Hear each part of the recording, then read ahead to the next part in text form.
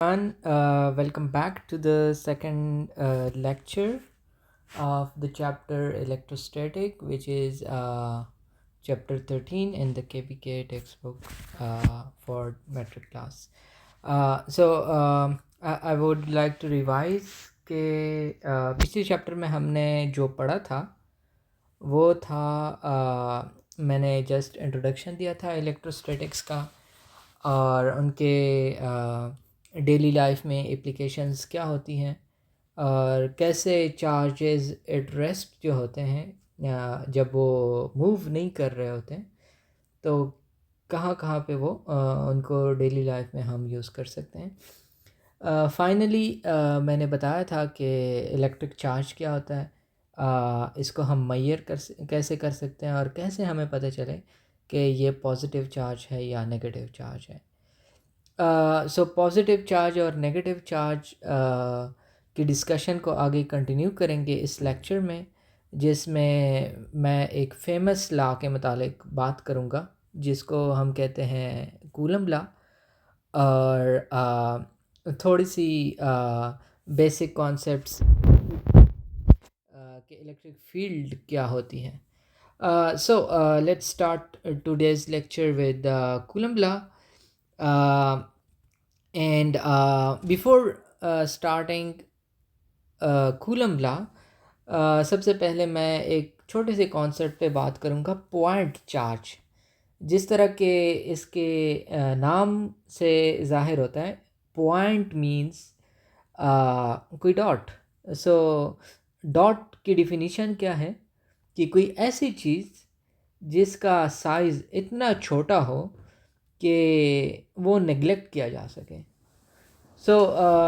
इसी तरह point charge क्या होगा, एक इतना छोटा चार्ज जिसका साइज़ इतना स्मॉल हो कि इसको नेगलेक्ट किया जाए। अब मैंने जूम इन कर लिया इस पे, इस वजह से इसका साइज़ हमें बड़ा नज़र आ रहा है, लेकिन अगर मैं इस पर्सपेक्टिव से इसको देखूं तो इसका साइज़ इतना छोटा है कि हम कह सकते हैं कि इसका डायमीटर ऑलमोस्ट ज़ीरो है। कूलम लॉ जो है वो कहता है कि कोई भी दो चार्जेस होती हैं तो उनके दरमियान आइदर फोर्स ऑफ अट्रैक्शन होगी या उनमें रिपल्जन होगी। मैं इस डिफिनीशन को थोड़ा सा मॉडिफाई करूँगा क्योंकि इट्स नॉट कंप्लीट। इस पे यहाँ पे रिपल्जन भी आ सकती है। रिपल्जन मीन के it's the opposite of attraction. Attraction में एक दूसरे की तरफ खींचते हैं और रिपल्जन में एक दूसरे से दूर धक्का देंगे। तो कहता ये है कि कोई भी पॉइंट चार्जेस हों तो उनके दरमियान ये जो फोर्स ऑफ अट्रैक्शन होती है ना, वो किस चीज़ पे डिपेंडेंट होती है और हम इसको मैथमेटिकली कैसे क्वांटिफाई करेंगे। तो कूलम लॉ सिंपल इस चीज़ के मुतालिक बात करता है। फॉर एग्ज़ाम्पल यहाँ पे मैं चार्ज रख दूँ 1 कूलम। आई टोल्ड यू कि चार्ज का यूनिट जो है वो कूलम है, और फिर मैं एक और चार्ज रख देता हूँ विच इज़ 2 कूलम, ये है नेगेटिव। अब ये दोनों चार्जेस के दरमियान फोर्स ऑफ अट्रैक्शन होगी। ये 2 कूलम जो है ये जो 2 कूलम पे फोर्स लगेगी 1 कूलम की तरफ से, दैट विल बी अट्रैक्शन, वो अपनी तरफ खींच रहा होगा जो मैंने ड्रॉ किया। और दूसरी तरफ 1 कूलम पे भी फोर्स लग रही होगी दूसरे डायरेक्शन में, जो कि ये 2 कूलम वाला फोर्स लगा रहा होगा। अब ये दोनों फोर्सेस जो हैं ये कितनी होगी, इसकी क्वांटिटी कितनी होगी, कितनी न्यूटन होगी, ये हम कूलम लॉ में डिटेल से पढ़ेंगे। कूलम लॉ ये कहता है कि ये जो दो फोर्सेस, ये जो फोर्स है, it is directly proportional to the product of charges. So for example एक चार्ज पे जो चार्ज है दैट इज़ Q1, और दूसरे चार्ज पे जो चार्ज है that is Q2। So what it says is it is directly proportional. So this force is directly proportional mathematical में.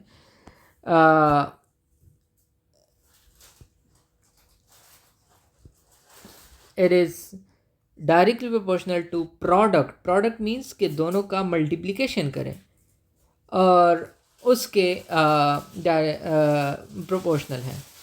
दूसरी जो स्टेटमेंट है उसकी, it is inversely proportional to square of distance.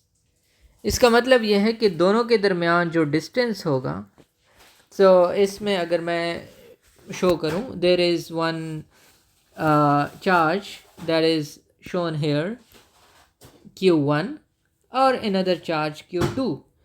इन दोनों के दरमियान जो फासला है that is r.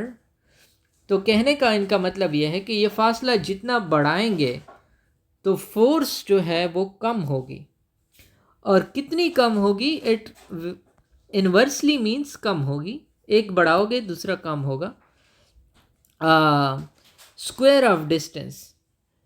Square of distance का मतलब ये है कि अगर मैं डिस्टेंस इनिशियली आर है, अगर मैं इसको r/2 कर देता हूँ तो फोर्स जो होगी, या चलो कम नहीं करते हैं, ज़्यादा करते हैं.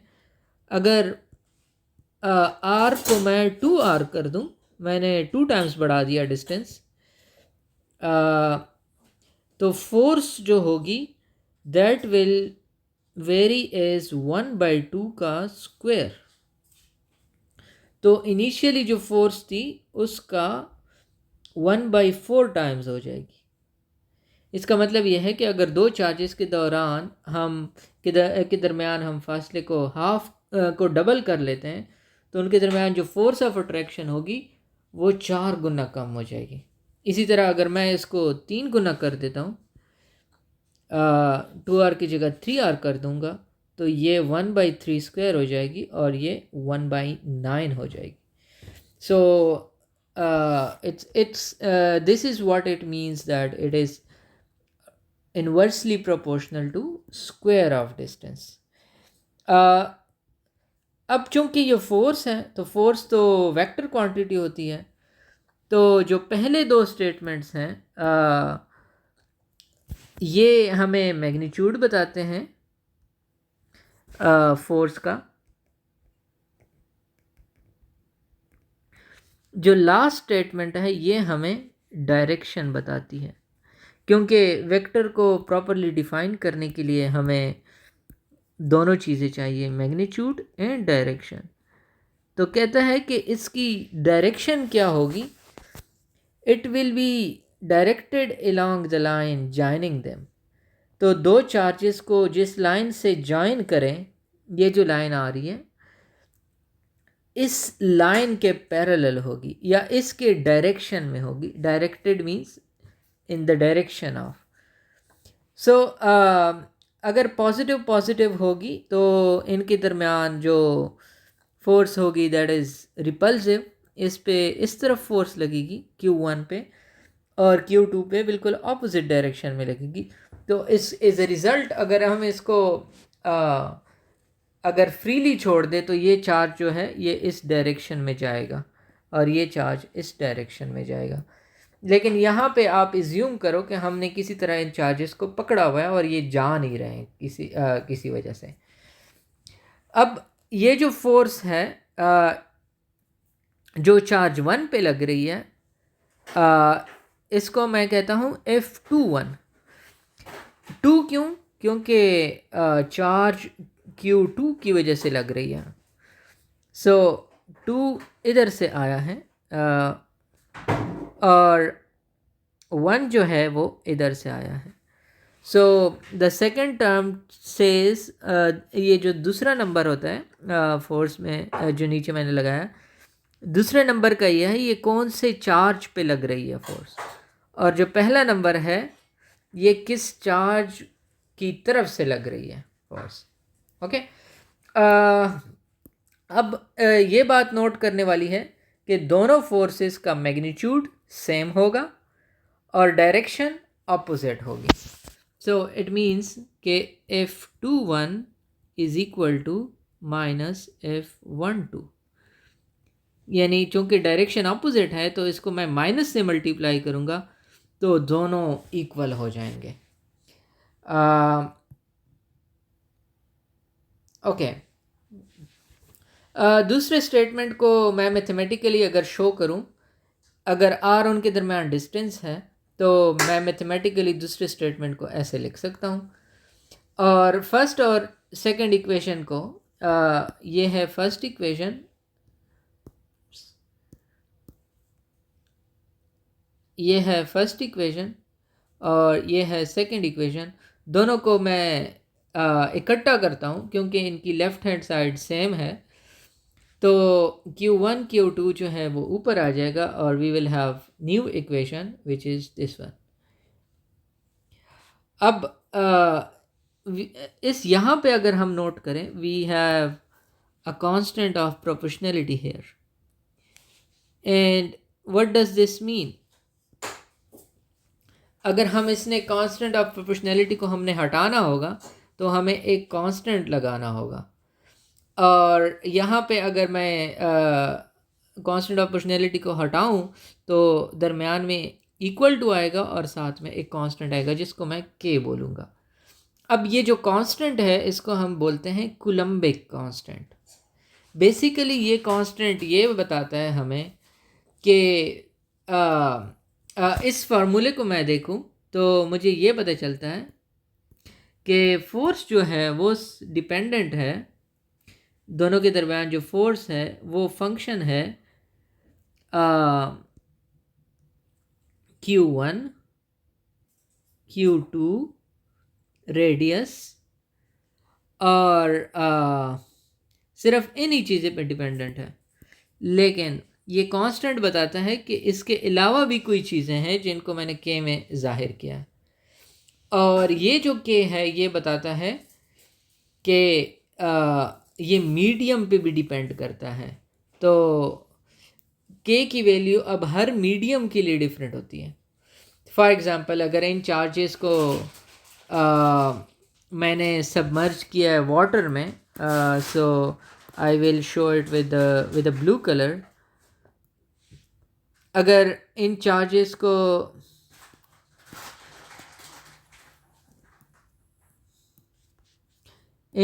को मैंने वाटर में इमर्स किया हुआ है तो इनका कांस्टेंट ऑफ प्रोपोर्शनैलिटी कोई और होगा। अगर इन्हीं चार्जेस को मैंने इमर्स किया हो एयर में, विच इज़ डिफरेंट थिंग, तो उनकी k की वैल्यू डिफरेंट होगी। सो कूलम्बिक कांस्टेंट सिर्फ और सिर्फ मीडियम पे डिपेंड करता है कि चार्जेस किस मीडियम में पड़े हैं। और अब हमें ये तो पता चल गया कि अगर हमारे पास दो चार्जेस हों, उनके दरमियान उनका हमें मैग्नीट्यूड पता हो, विच इज़ शोन हेयर, उनका दूसरे चार्ज का भी मैग्नीट्यूड पता हो, ठीक है, मैग्नीट्यूड और दोनों के दरमियान जो डिस्टेंस हो वो हमें पता हो, और उसके अलावा हमें मीडियम का भी पता हो, तो हम मैथमेटिकली फोर्स कैलकुलेट कर सकते हैं, ठीक है। लेकिन इसके लिए ज़रूरी है कि दोनों बॉडीज़ पे चार्ज हो, क्योंकि अगर एक भी ज़ीरो हो गया तो फोर्स ज़ीरो होगी। अब मैं एक और सिचुएशन क्रिएट करता हूँ, ठीक है। पिछली एग्ज़ाम्पल पे जाते हैं कि हमने एक कहा था कि कंघी को अगर सर में मारो और टेबल पे हमारे कुछ कागज़ पड़े हुए हैं छोटे छोटे, उसको मैं ब्लैक से शो करता हूँ। तो छोटे छोटे अगर कागज़ पड़े हों और उस पर मैं कंघी मार दूँ, और कंघी को मैंने पहले सर में मारा हो, अगर मैं इसको करीब लाऊं तो ये कंघी इन कागज़ात को उठा लेगी। अब यहाँ पे कंघी को हमने सर में मारा तो ये तो चार्ज्ड है, इस पे तो चार्ज है, लेकिन अगर इन कागज़ों की बात करें, इन पे तो चार्ज नहीं है, नो चार्ज। अब कूलम लॉ पे अगर मैं ये डालूं, Q1 जो है वो तो कोई क्वांटिटी होगी, लेकिन Q2 जो है वो तो ज़ीरो हो जाएगा। तो इसका मतलब ये है कि ये फार्मूला, इसके दरमियान जो फोर्स होगी F is equal to zero होगा। लेकिन अगर हम रियल लाइफ में देखें, वो तो कंघी तो इन छोटे छोटे कागज़ के ज़र्रात को पकड़ लेती है और वो उठा लेती है। सो इस केस को हम कहते हैं कि the force between charged body and uncharged body. तो होता क्या है इस केस में कि उसमें इलेक्ट्रोस्टैटिक इंडक्शन होती है। अब इलेक्ट्रोस्टैटिक इंडक्शन क्या चीज़ होती है, ये मैं ज़रा एक्सप्लेन कर देता हूँ कि हमारे पास एक बॉडी है जिस पे पॉजिटिव चार्ज है, ठीक है। इसके करीब मैंने एक और बॉडी ले आया जिस पे चार्ज जो है वो नहीं है, लेकिन चूंकि मैं इसके करीब लाया तो ये क्या करेगा कि इसके अंदर ये जो दूसरी बॉडी है, ये बॉडी 1 है, ये बॉडी 2 है, दूसरी बॉडी के अंदर पॉजिटिव नेगेटिव चार्जेस पड़े हुए हैं, ठीक है, और ये रैंडमली पड़े हुए हैं। तो इस केस में होगा क्या कि चूंकि हम ये पॉजिटिव चार्ज वाली बॉडी को करीब लाएं तो सेकंड बॉडी में चार्जेस रीअरेंज हो जाएंगे। कैसे रीअरेंज हो जाएंगे वो मैं बता देता हूँ कि यहाँ पे पॉजिटिव आ जाएगा, यहाँ पे नेगेटिव आ जाएगा, क्योंकि पॉजिटिव और नेगेटिव के दरमियान अट्रैक्शन होती है, तो इनके दरमियान अट्रैक्शन होगी तो ये नेगेटिव को अपनी तरफ खींच लेगा और पॉजिटिव जो हैं वो नीचे चले जाएंगे, ठीक है। तो इस वजह से अगरचे सेकंड बॉडी पे चार्ज जो है वो नहीं है, नेट चार्ज ज़ीरो है, और फर्स्ट बॉडी पे क्यू चार्ज है, फिर भी इनके दरमियान फोर्स ऑफ अट्रैक्शन है। तो ये इलेक्ट्रोस्टैटिक इंडक्शन की वजह से होता है। Anyways, this is all about Coulomb's law. Now moving on to the next topic, which is electric field. Electric field, अब हमने ये तो पता कर लिया कि अगर हमारे पास एक चार्ज है, ये जो है एक दूसरे चार्ज पे फोर्स लगाएगा, और वो फोर्स जो होगी वो हमने कूलम लॉ के मुताबिक देखी कि इस केस में इस पे फोर्स जो लगेगी वो रिपल्सिव होगी, ठीक है।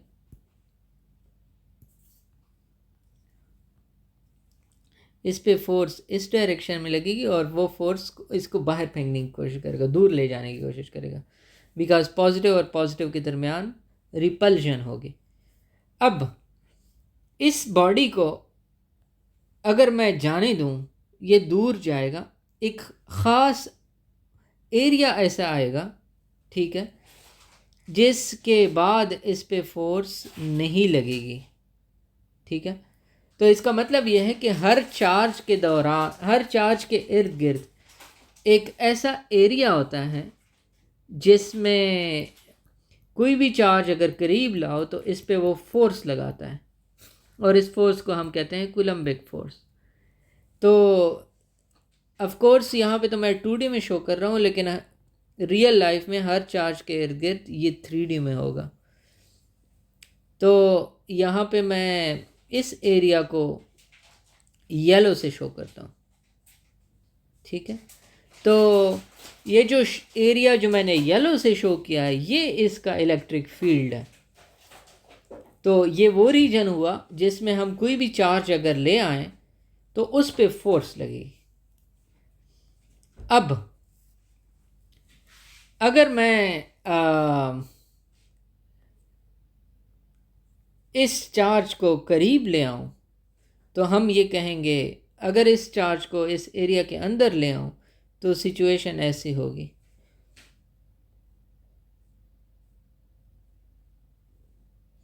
और हम कहेंगे कि अब ये चार्ज जो है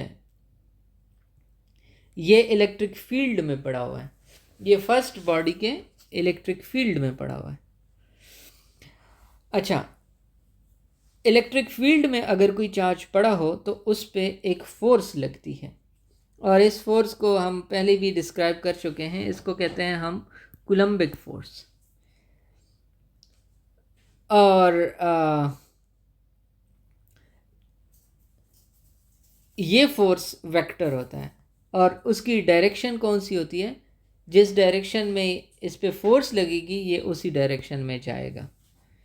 तो इलेक्ट्रिक फील्ड की भी एक प्रॉपर्टी होती है जिसको हम कहते हैं electric field strength. Electric field strength ये चीज़ होती है कि एक चार्ज है उस पे कितनी ज़्यादा फोर्स लग रही है। यहाँ पे अगर मैं करीब इसी चार्ज को ये जो ड्रॉ किया हुआ है इसी चार्ज को अगर मैं इसके करीब ले आऊँ तो होगा क्या कि इस पे फोर्स ज़्यादा लगेगी। इसी चार्ज को अगर मैं दूर लेके जाऊँ तो इस पे फोर्स कम लगेगी। तो हम कह सकते हैं कि करीब आके इस पे चूँकि फोर्स कम लग रही है, इस वजह से इसकी स्ट्रेंथ ज़्यादा है, इस फील्ड की स्ट्रेंथ ज़्यादा है। तो असल में इलेक्ट्रिक फील्ड स्ट्रेंथ हमें ये बताता है कि एक चार्ज पे कितनी ज़्यादा फोर्स लग रही है। अगर ज़्यादा लग रही है तो फील्ड स्ट्रेंथ ज़्यादा है, अगर कम लग रही है तो वो वीक फील्ड है। हम इसको जाहिर कैसे करते हैं मैथमेटिकली? इलेक्ट्रिक फील्ड स्ट्रेंथ को हम ई से रिप्रेजेंट करते हैं, और ये एक वेक्टर क्वांटिटी होगा। मतलब ये है कि इसका मैग्नीट्यूड भी होगा और इसकी डायरेक्शन भी होगी। This is force. ये वो फोर्स है जो चार्ज पे लग रही है। इसको हम टेस्ट चार्ज कहते हैं, क्योंकि हम इलेक्ट्रिक फील्ड मेजर करने के लिए, टेस्ट करने के लिए कर रहे हैं। सो फोर्स इस पे कितनी लगी डिवाइडेड बाय इस बॉडी पे कितना चार्ज है, ठीक है। और ये चार्ज जो होगा, फॉर एग्जांपल टेस्ट चार्ज का मैं 1 कूलम्ब लिखता हूँ। तो अगर ये 1 कूलम्ब हो गया, if Q not is equal to 1, फिर होगा क्या? इलेक्ट्रिक फील्ड जो है फोर्स के बराबर हो जाएगी, बिकॉज डिनोमिनेटर में 1 पुट किया। तो इसकी हम ऐसे डिफिनीशन करेंगे, electric field strength is the force that is applied on a unit positive charge at a given point. Okay, so इस फॉर्मूले से मैंने ये डिफिनीशन बना ली। इसके यूनिट क्या होंगे? न्यूटन पर कूलम्ब। फोर्स की यूनिट है न्यूटन और क्यू की यूनिट है कूलम्ब। चूँकि ये डिनोमिनेटर है तो ऊपर जाके इस पर -1 पावर आएगी, और ये वेक्टर है। It is on the denominator we have vector and the numerator we have vector. Denominator में हमारे पास स्केलर है, तो इसकी डायरेक्शन वही होगी जो फोर्स की डायरेक्शन है। सो इलेक्ट्रिक फील्ड स्ट्रेंथ की डायरेक्शन वही होगी जो फोर्स की डायरेक्शन होगी।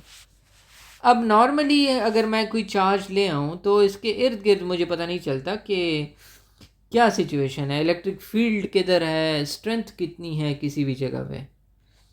ऑल्दो फ्रॉम एक्सपीरियंस हमें पता होगा कि कितनी होगी, ये ज़्यादा होगी, कहाँ पे कम होगी, लेकिन इस डायग्राम को देख के मुझे पता नहीं चल रहा। तो हम विजुअली भी इसके लिए हम कोई तरीका बनाया हुआ है जिससे हम विजुअलाइज कर सकते हैं इलेक्ट्रिक फील्ड को। तो इसको हम लाइंस से शो करते हैं, और ये लाइन किस डायरेक्शन में होती हैं? जिस डायरेक्शन में इस बॉडी पे फोर्स लगेगी, ठीक है। अगर ये इस टेस्ट चार्ज पे इस डायरेक्शन में फोर्स लगेगी तो इलेक्ट्रिक फील्ड लाइन ये होंगी, इस पे यूं लगेगी तो ये होगी। तो इसका मतलब ये है कि ये सारे ऐसे लग रहा है कि इस चार्ज से निकल रही हैं। तो ये लाइंस हमें इलेक्ट्रिक फील्ड का आइडिया देगी। इनकी एक और बात यह है कि ये जहाँ पे ज़्यादा हो, जिस एरिया में ज़्यादा हो ये लाइंस, वहाँ पे इंटेंसिटी ज़्यादा होगी। इसका मतलब यह है कि अगर मैं सिर्फ इस एरिया को देखूं, यहाँ पे 3 लाइंस आ गई, और यही एरिया पे ये इतना ही एरिया अगर मैं थोड़ा दूर ले जाऊं तो वहाँ पे सिर्फ एक लाइन आ गई। तो इंटेंसिटी कहाँ पे ज़्यादा हुई? जहाँ पे लाइंस ज़्यादा हो। तो पहले सिचुएशन में इंटेंसिटी ज़्यादा है। सो यहाँ पे इंटेंसिटी ज़्यादा है, यहाँ पे कम है। ओके, सो इलेक्ट्रिक फील्ड को हम कैसे विजुअलाइज कर सकते हैं? हम लाइंस बनाते हैं जिनकी सेम डायरेक्शन होगी जिस डायरेक्शन में फोर्स लगेगी। ज़्यादा लाइन किसी जगह पे होंगे वहाँ पे इंटेंसिटी ज़्यादा होगी, और जहाँ पे कम होगी वहाँ पे इंटेंसिटी कम होगी। तीसरा, इन लाइंस को हम कहते हैं इलेक्ट्रिक फील्ड लाइंस। अब इसमें एक चीज़ ये है कि हमने कोई कन्वेंशन बनाई हुई है, ठीक है, और वो ये है कि ये जो लाइंस हैं ये पॉजिटिव से निकलेंगी, ठीक है, इनकी direction it will be, they will go away from positive, ठीक है। तो बस हमने ये एक रिवाज बना लिया, आज के बाद हम ऐसे ही करेंगे। And they will move towards negative. अगर इस पे नेगेटिव चार्ज होता, ठीक है, अगर फॉर एग्ज़ाम्पल इस पे नेगेटिव चार्ज होता तो ये कन्वेंशन ना लगती। तो इस पे ये होता कि इन सारों की डायरेक्शन उलट हो जाती, और वो डायरेक्शन होती इस तरह की, बिकॉज कन्वेंशन के मुताबिक electric field lines will go towards negative charge, they will go away from positive and away towards negative. अब इलेक्ट्रिक फील्ड ये जो मैंने बनाई है देखने में तो बड़ा अच्छा लग रहा होगा कि इलेक्ट्रिक फील्ड बनाना तो बड़ा आसान है, बस लाइनें ड्रॉ करो इसके इर्द गिर्द, लेकिन it's very it can get very complex. For example अगर मैं एक पॉजिटिव चार्ज रखूं और उसके फील्ड के अंदर एक नेगेटिव चार्ज रखूं, तो ये जो इस सिचुएशन में होगा क्या कि पॉजिटिव और नेगेटिव की फील्ड्स आपस में टकरा गई। अब जब टकरा गई आपस में तो रिजल्टेंट जो फील्ड बनेगी वो काफ़ी डिफरेंट होगी, वो काफ़ी इतनी सिंपल नहीं होगी। तो वो जो बनती है वो मैं ड्रा कर देता हूँ।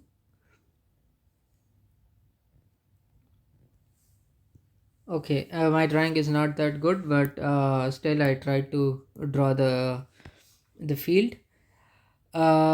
सो वो फील्ड इस तरह की लगेगी, ठीक है। अब यहाँ पे हमें दिख रहा है कि यहाँ पे लाइंस इस पॉइंट पे, इस एरिया में इलेक्ट्रिक फील्ड के लाइंस घने नहीं हैं इतने, तो इनकी इंटेंसिटी कम होगी।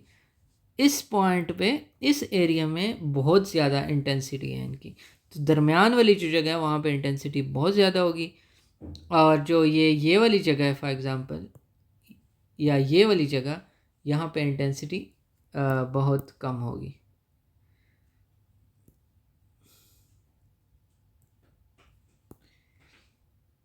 So this is all about the second lecture.